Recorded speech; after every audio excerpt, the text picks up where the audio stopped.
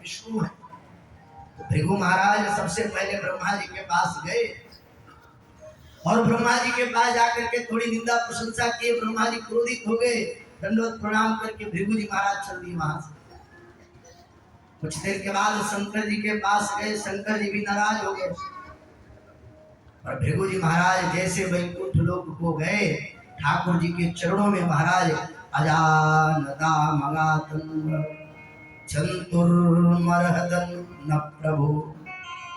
महाराज जैसे ठाकुर जी के वैकुंठ लोक में गए, सयरम श्रिय उत्संगे पदावक्षास ताड़यत। भृगु जी महाराज ने भगवान श्रीमन्नारायण के सोए हुए वक्षस्थल पर अपने पाद प्रहार। भगवान सहसा उठ करके भृगु जी के चरणों को पकड़ करके कहते हैं, वत्स्यत्वरिषि मे भूतिर् भवत्पाद पादहतांश अजानता मगातन्वः छन्तुर्मर्हतन प्रभु।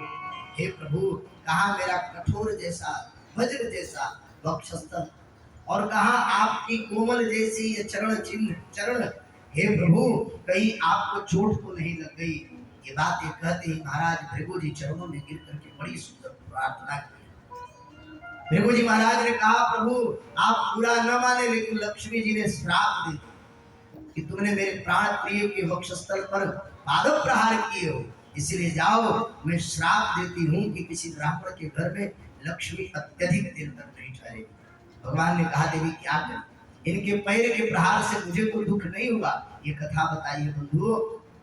सुखदेव जी कहते हैं, हे राजन, इस प्रकार भगवान श्रीमन्नारायण के वात्सल्य भाव को जान करके भृगु महर्षि आकर के ऋषियों से कहा कि भगवान श्री नारायण के सिवाय और इस संसार में कोई दयालु नहीं है। सभी के अंदर कुछ न कुछ पक्षपात है, पर परमात्मा श्रीमन्नारायण के सिवाय महाराज और कोई इस संसार में दयालु नहीं है। इधर सारी घटना को बता करके जैसे ही परीक्षित जी महाराज ने प्रश्न किया, सुखदेव जी महाराज बताने लगे कि 11वें स्कंद का वर्णन करना प्रारंभ किया, 10वें स्कंद को विराम दिया। ठाकुर जी लीला विहार करने लगे। धीरे धीरे ठाकुर जी अपने स्वधाम गमन का मार्ग प्रशस्त करने लगे।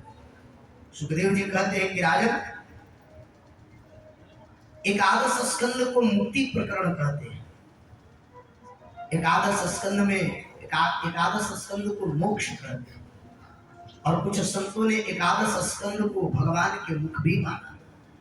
एकादश स्कंद में कुल 31 अध्याय, 31 को जोड़ने पर 4 और 4 का अर्थ है कि हमारा चतुर्थ पुरुषार्थ जब तक पुष्ट नहीं होगा तब तक मोक्ष की प्राप्ति नहीं होगी। 3 पुरुषार्थ जब पुष्ट होता है तभी परमात्मा रूपी मोक्ष तत्व की प्राप्ति होती है। एकादश स्कंद महाराज भागवत जी के मुख माना। सुखदेव प्रभु परीक्षित से कहते कि राजन, इन 31 अध्यायों में पहले के 5 अध्यायों में विद्या के 5 पर्वों का वर्णन किया है। 5 पर्वों का वर्णन किया। ये पर्व ही मनुष्य के मनुष्यत्व को संरक्षित करता है। सुखदेव जी कहते हैं कि राजन, विद्या के 5 पर्व क्या है? सुखदेव प्रभु कहते हैं कि पहला वैराग्य, और वैराग्य होना कैसे चाहिए? बोले केले के समान। केला जब अपने छिलके को छोड़ता है, अब कथा का उपसंहार चल रहा है, थोड़ी अपनी मन को स्थिर करके समझना। एकादश स्कंद में सुखदेव जी महाराज परीक्षित से निवेदन करते हुए कहते हैं, राजन, जीवन में वैराग्य नहीं है तो जीवन निरर्थक है। और वैराग्य क्या है? समय के पूर्णता के साथ तुम अपने जीवन के एक क्षण ऐसा निकालो जिस क्षण में तुम और परमात्मा के सिवाय दूसरा कोई न हो। भागते हम सब है, सुबह से शाम तक भागते, संसाधनों के पीछे हम इतने निमग्न हो गए कि जो हमारी भक्ति है, जो हमारा वैराग्य है, वो वास्तविक रूप में वैराग्य नहीं है, वो भक्ति नहीं है। वह एक तरीके से महाराज एक उत्कोच है परमात्मा के प्रति, जो जीवन भर के पापों के लिए, जैसे किसी सरकारी अधिकारियों के ऑफिस से, कार्यालय से कोई फाइल को पास कराने के लिए कुछ घूस देते हैं, उसी प्रकार से महाराज ये भगवान को कुछ क्षण भर का उत्कोच देते हैं। इसलिए हे राजन, वैराग्य। विद्या के दूसरे पर्व का नाम है सत्संग। बिना सत्संग के महाराज जीवन में सार्थकता नहीं आ सकती। सत्संग मार्ग बताता है। अपने गंतव्य तक पहुंचने के लिए अगर मार्ग पकड़ना हो तो भगवान के सत्संग के सिवाय और कोई सहज मार्ग नहीं। इसलिए जीवन में सत्संग